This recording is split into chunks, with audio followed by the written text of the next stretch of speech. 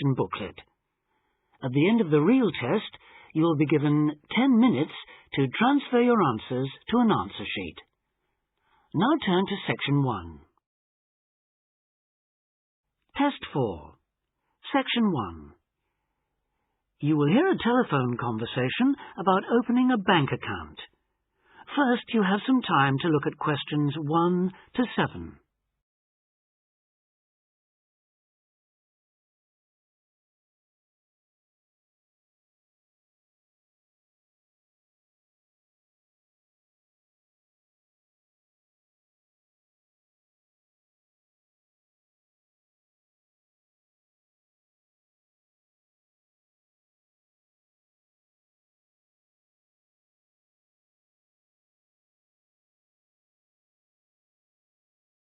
You will see that there is an example that has been done for you.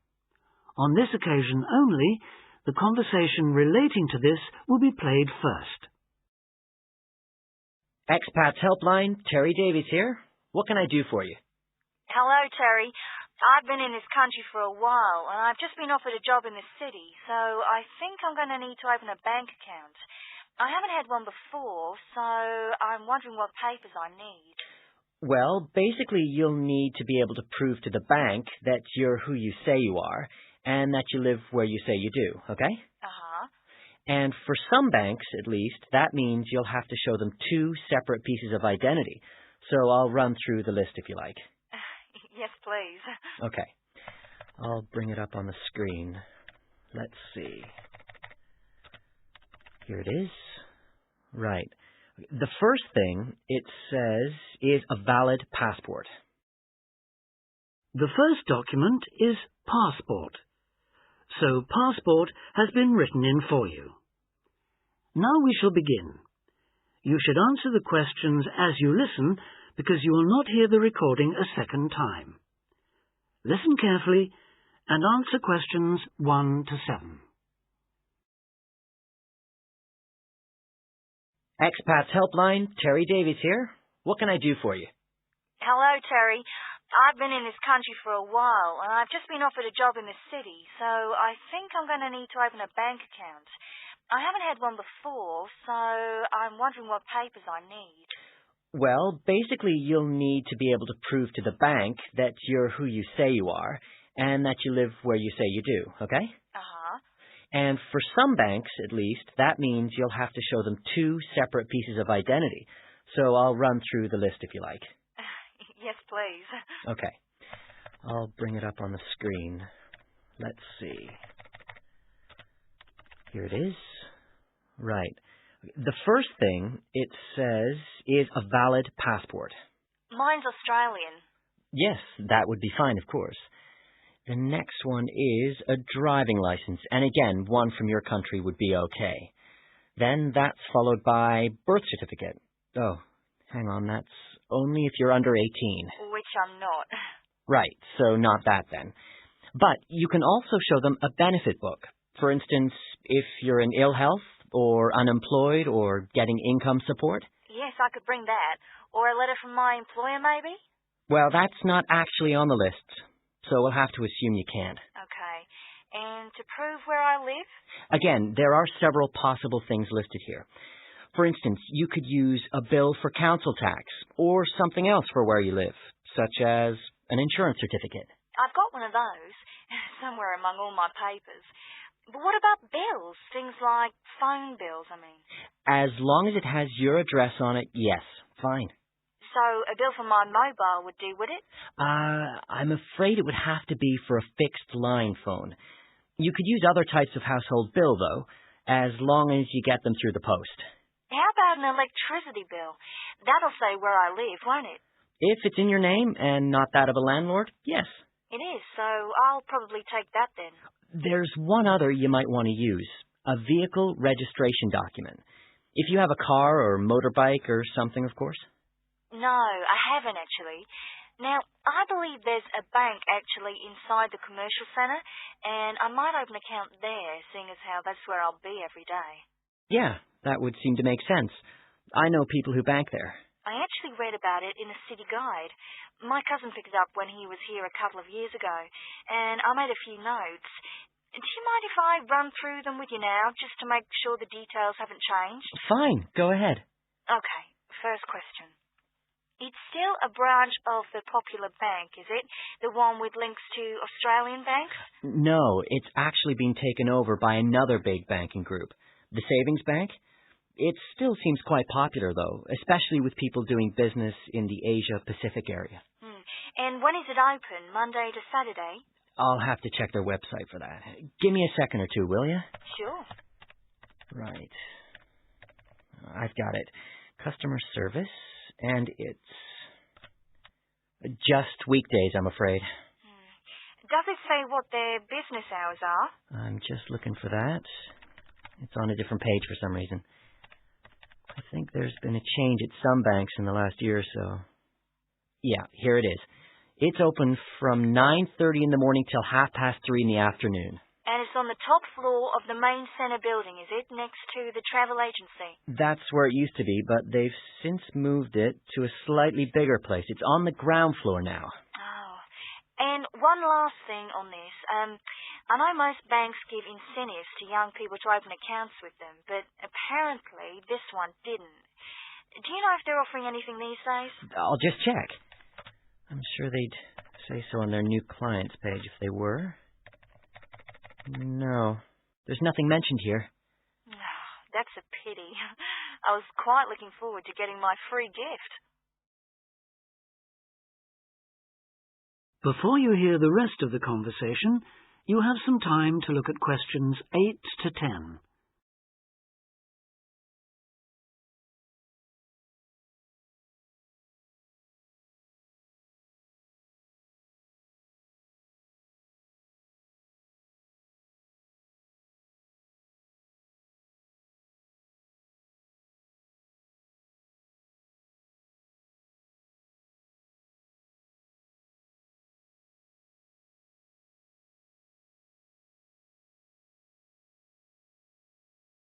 Now listen and answer questions 8 to 10. There are plenty of other banks within walking distance, you know. It may be worth shopping around to see what they've got to offer. Longer opening hours, including Saturdays, perhaps less crowded. Can you tell me how to get to a couple of them? I know where the commercial centre is, so that's probably my best starting place. Sure. For the Royal Bank, you need to turn left when you leave the centre, go along Market Street past the post office, and turn left up Bridge Street past the Shaw Theatre. Then you take the first right. You'll see an internet cafe on the other side, and the Royal is just a bit further along on the right, directly opposite the Park Hotel. Okay, I've got that. What about the Northern Bank? For that one, you turn right as you come out of the centre and go along Market Street until you come to the junction with West Street. There you turn right again and carry on up as far as the next junction where you take a left. You'll see the bank from there. It's the third building on the right. Fine. And the last one, the National Bank? You can go either way from the centre, really. Up West Street or Bridge Street and then along past City Hall. The bank is on the other side of the road, right next to the tourist office. You can't miss it. Great. Thanks a lot for your help. Anytime. Bye. Bye. That is the end of section 1. Test 4, section 2. You will hear an extract from a talk about employment interviews. First, you have some time to look at questions 11 to 14.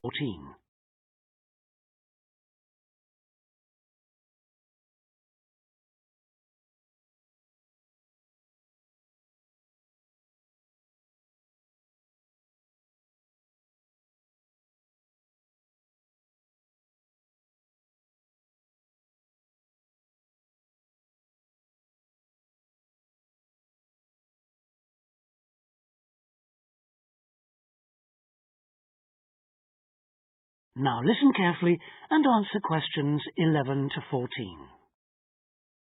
Today I have with me Sandy Richardson of the local Workforce Center. and she'll be talking about that critical step towards the goal of employment, the interview. Sandy, what is an interview for, and what's the best way to approach it? A job interview is simply a meeting between you and a potential employer to discuss your qualifications and see if there is a fit. The employer wants to verify what they know about you and talk about your qualifications. If you have been called for an interview, you can assume that the employer is interested in you. The employer has a need that you may be able to meet, so it's your goal to identify that need and convince the employer that you're the one for the job. As everyone knows, interviews can be stressful, but when you're well prepared, there's no reason to panic. Preparation is the key to success in a job search, and you can begin by collecting together all the documents you may need for the interview, such as extra copies of your resume, lists of references, and letters of recommendation. You could also take some work samples, selecting from what you have designed, drawn, or written, for instance, and make sure you have a pen and pad of paper for taking notes. The next step is to find out about the post. The more you know about the job, the employer, and the industry, the better prepared you will be to target your qualifications. Always request a job description from the employer and research employer profiles at the Chamber of Commerce or local library. You could also try to network with people who work for the company or with employees of companies associated with it. The next step is to match your qualifications to the requirements of the job. A good approach is to write out your qualifications along with the job requirements. Think about some standard interview questions and how you might respond.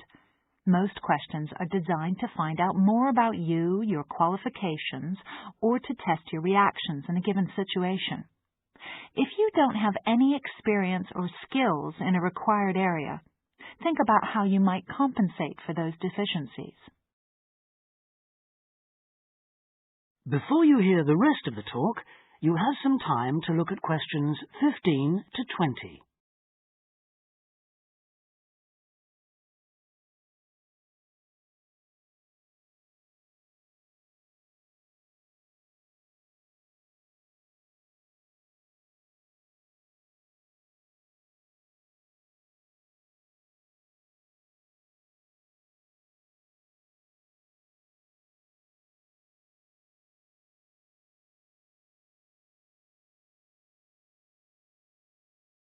Now listen and answer questions 15 to 20. During an interview, it's important that you be yourself. Get a good night's sleep and plan your travel to be there in plenty of time so that you're not arriving out of breath with 30 seconds to spare. Don't, though, present yourself for the interview too early, 10 minutes at most. In the interview, listen carefully to each question asked. Take your time in responding and make sure your answers are positive. It's important to express a good attitude and show that you're willing to work, eager to learn, and are flexible. If you are unsure of a question, don't be afraid to ask for clarification. In fact, it's sometimes a good strategy to close a response with a question for the interviewer. In general, focus on your qualifications and look for opportunities to personalize the interview. Briefly answer questions with examples of how you responded in comparable situations from either your life or previous job experiences.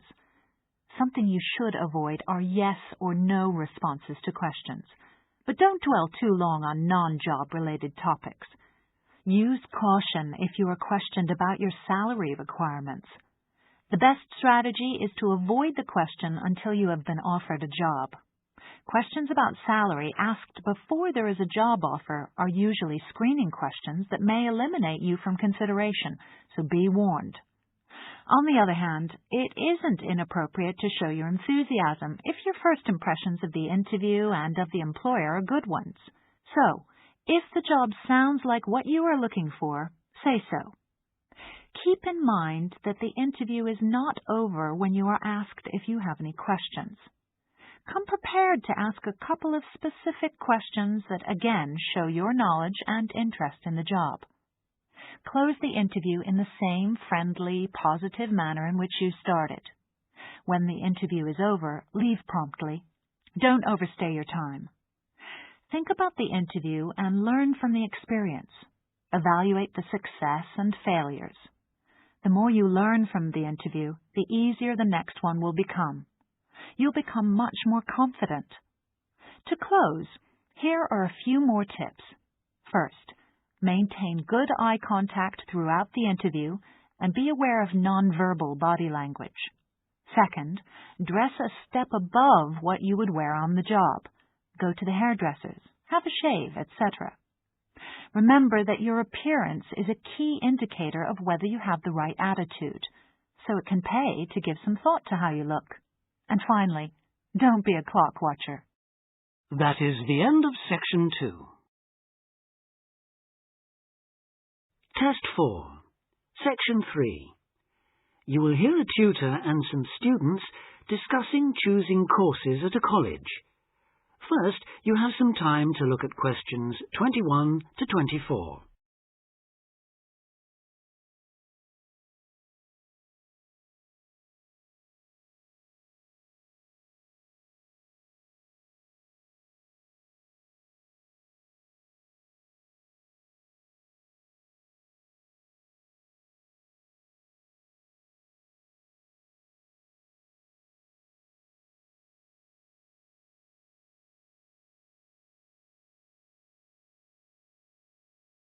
Now listen carefully and answer questions 21 to 24. As you know, this week you choose your modules for the first year of study. So this introductory meeting is aimed at helping you make informed choices. I think the best way to do this is on a question and answer basis. So who'd like to start? Pat. Yes. There's something I've been wondering about. Will my choice affect my career opportunities? Well, for most students, the choice of Level 1 modules won't be crucial in terms of a later career. In fact, many graduate-level jobs will accept graduates from a range of degree courses. Employers will often be at least as interested in how well a student has performed academically and how the whole experience of university has developed the student as a person, as in the detail of the course options chosen. Selecting modules that will interest you and in which you think you will be particularly successful is therefore also likely to make good sense in career terms. On certain degree courses, though, module choice can be important. This applies mainly to vocational courses, where the degree confers an accredited professional training as well as university education. Usually the modules students are required to take will include all those needed to meet those professional requirements. Your academic department, in this case chemical and process engineering, and the university's career service will be able to advise you, and will be pleased to help you sort out anything you're not certain about. Right. Before you hear the rest of the discussion, you have some time to look at questions 25 to 30.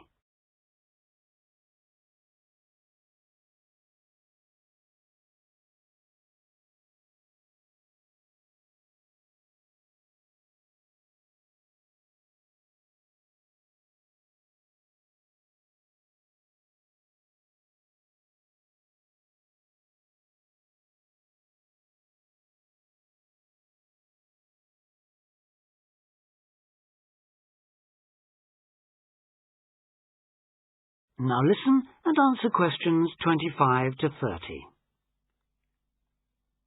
I'd like to ask a few things about the Applied Chemical Engineering module. Fine. What would you like to know? Well, apart from the work on practical engineering, what other topics are covered? Some that might surprise you. One that students always seem to like includes interviewing techniques, presentation skills, and producing written reports. They sound interesting. How are they taught? Through lectures, practical classes, and personal tutorials. Applied chemical engineering lasts all year, of course, so there's plenty of time. And what about assessment? Through project work, usually, or dissertation. Not exams as such. Is that the same for the information technology part of the module? Yes. Things like word processing and learning to create spreadsheets are tested in a similar way on this module. That's not the case in some other modules, is it? No, it isn't. Are you thinking of any in particular? Yes, I'm considering doing fluid mechanics. Ah. The work on flow analysis looks interesting, and I like the look of some of the other topics too. So, how is that module tested? That's one of those which still uses written exams. The sit-down formal type, I'm afraid. Oh, that doesn't matter. I quite like that kind, as it happens. Pat, you've got a question. Yes. I was wondering about Science 1 in chemical engineering. How is that organised? It's a bit different from other modules, isn't it? Yes, it aims to give the necessary basis of physics and biology for those students who haven't studied the relevant subjects at A-level or equivalent. In practice, it means that students who have already studied physics are excused the physics lectures, while those who've done biology are exempt from attending the biology lectures. In the second part of the module, you're assessed on your project work in one of those subjects. And does the teaching approach differ too? Yes, particularly in one respect. You're encouraged to learn by working out the solutions to problems for yourself. I like the sound of that. Okay. Anything else? Yes, I believe it's possible to do a modern language as part of the course. Can you tell me a bit about the Spanish 1A module? Certainly. The main emphasis in 1A is on understanding and speaking, but students also learn to carry out some straightforward reading and writing tasks. Basic aspects of grammar are also introduced and practiced. The module comprises 36 hours of class contact, mainly in tutorial groups of 16 to 20, and students are expected to do approximately 64 hours of private study. It sounds interesting. I did some Spanish at the Cervantes Institute last year. Passed an exam, in fact. Ah, I'm afraid that means you can't do 1A. Oh. The regulations say this module may not be taken by students with a qualification in Spanish, though you could do 1B. That is the end of section 3. Test 4. Section 4. You will hear part of a lecture about a crater in Australia. First, you have some time to read questions 31 to 40.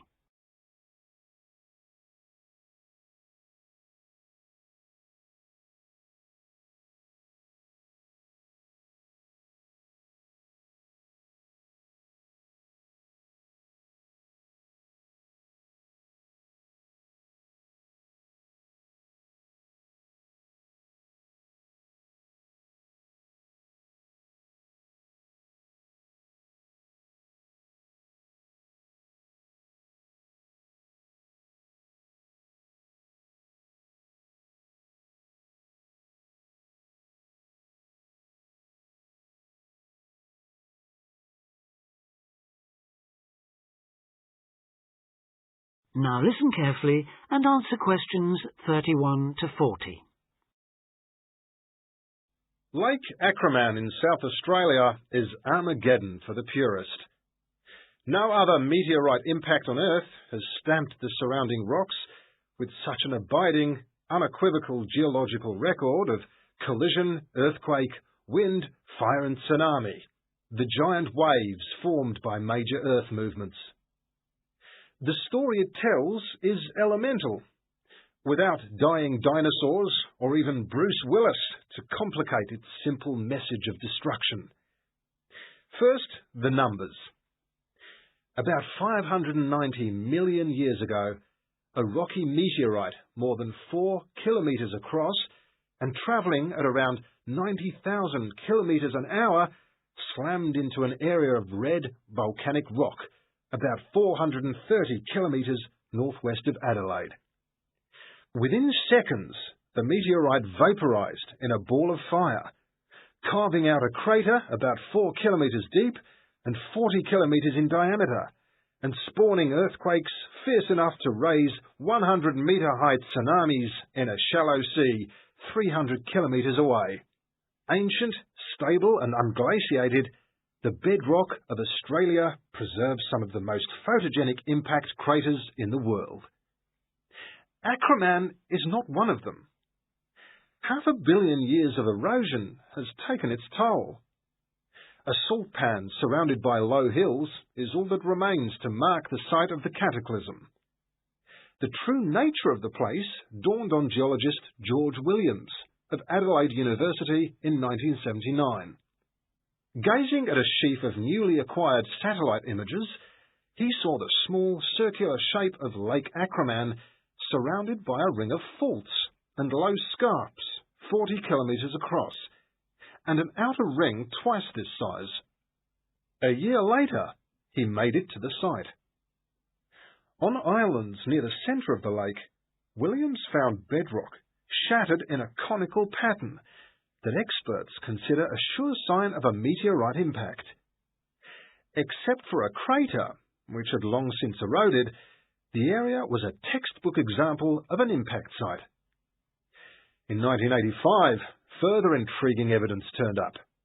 Vic Gostin, another Adelaide geologist, had been studying a thin band of fragmented red volcanic rock in 600 million-year-old shale in the Flinders Ranges, more than 300 kilometres east of Acraman. To his bewilderment, the volcanic chunks turned out to be 1 billion years older than the shale. Where had they come from? Comparing samples, Gostin and Williams found that their rocks were identical. The red rock in the Flinders Ranges had been blasted there from Acraman. Later, the same material turned up at sites 500 kilometres from Acraman.